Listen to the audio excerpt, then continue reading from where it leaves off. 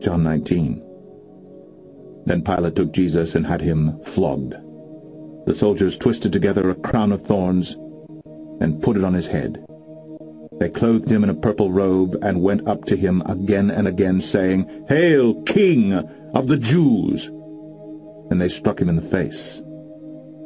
Once more Pilate came out and said to the Jews, "Look, I'm bringing him out to you to let you know that I find no basis for a charge against him." When Jesus came out wearing the crown of thorns and the purple robe, Pilate said to them, "Here is the man." As soon as the chief priests and their officials saw him, they shouted, "Crucify! Crucify!"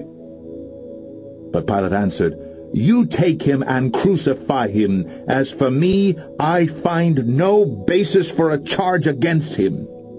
The Jews insisted, "We have a law, and according to that law he must die, because he claimed to be the Son of God." When Pilate heard this, he was even more afraid, and he went back inside the palace. "Where do you come from?" he asked Jesus, but Jesus gave him no answer. "Do you refuse to speak to me?" Pilate said, "Don't you realize I have power either to free you or to crucify you?" Jesus answered, "You would have no power over me if it were not given to you from above. Therefore the one who handed me over to you is guilty of a greater sin." From then on Pilate tried to set Jesus free, but the Jews kept shouting, "If you let this man go, you are no friend of Caesar. Anyone who claims to be a king opposes Caesar." When Pilate heard this, he brought Jesus out and sat down on the judge's seat at a place known as the Stone Pavement, which in Aramaic is Gabbatha. It was the day of preparation of Passover week, about the 6th hour. "Here is your king," Pilate said to the Jews. But they shouted, "Take him away! Take him away! Crucify him!"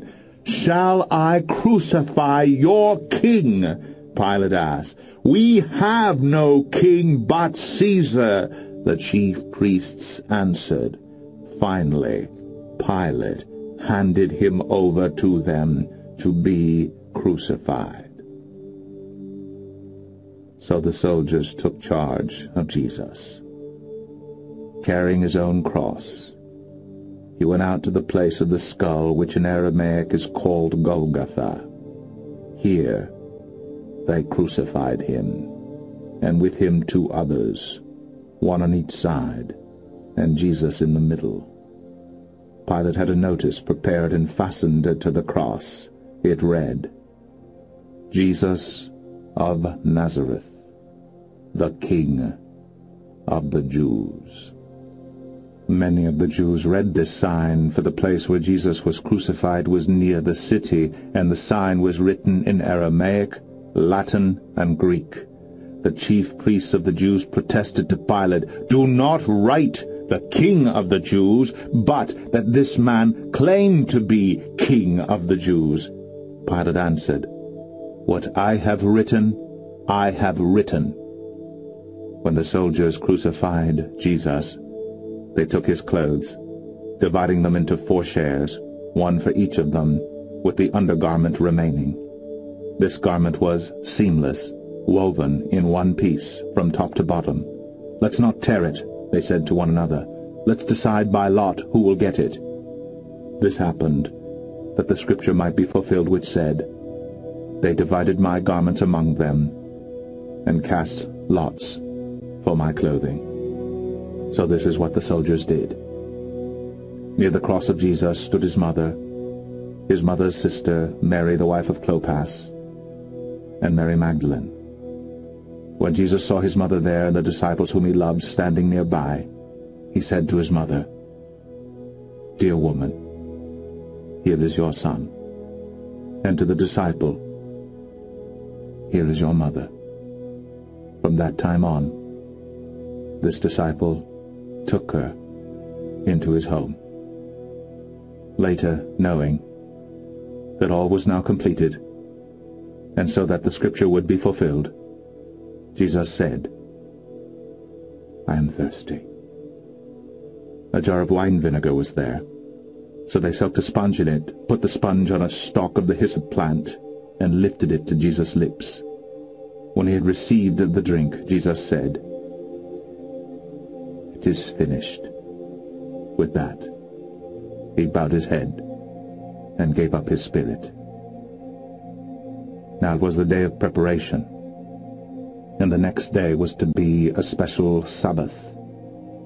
Because the Jews did not want the bodies left on the crosses during the Sabbath, they asked Pilate to have the legs broken and the bodies taken down. The soldiers therefore came and broke the legs of the first man who had been crucified with Jesus, and then those of the other. But when they came to Jesus and found that he was already dead, they did not break his legs. Instead, one of the soldiers pierced Jesus' side with a spear, bringing a sudden flow of blood and water. The man who saw it has given testimony, and his testimony is true. He knows that he tells the truth, and he testifies so that you also may believe. These things happened so that the scripture would be fulfilled, "Not one of his bones will be broken." And as another scripture says, "They will look on the one they have pierced." Later, Joseph of Arimathea asked Pilate for the body of Jesus. Now Joseph was a disciple of Jesus, but secretly because he feared the Jews. With Pilate's permission, he came and took the body away. He was accompanied by Nicodemus, the man who earlier had visited Jesus at night. Nicodemus brought a mixture of myrrh and aloes, about 75 pounds. Taking Jesus' body, the two of them wrapped it with the spices in strips of linen. This was in accordance with Jewish burial customs. At the place where Jesus was crucified, there was a garden, and in the garden a new tomb in which no one had ever been laid. Because it was the Jewish day of preparation, and since the tomb was nearby, they laid Jesus there.